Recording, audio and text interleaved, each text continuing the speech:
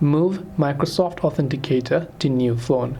Moving your Microsoft Authenticator data and all the backup to a new phone is fairly simple.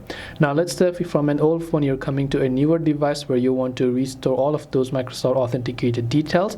First of all, you want to ensure that you have backed up those details. So on your previous device, you must have actually backed up those details by tapping the backup option in your Microsoft account.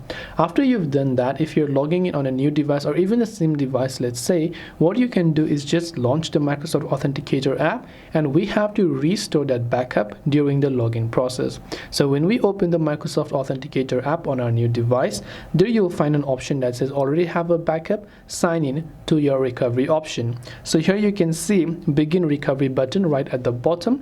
All you have to do is just tap on the begin recovery button there, and then on the next page you'll be able to see recovering from backup, and in this case you just have to enter your Microsoft account details to where you backed up and which you want to transfer, and that's where you should be able to move your authenticator to new phone.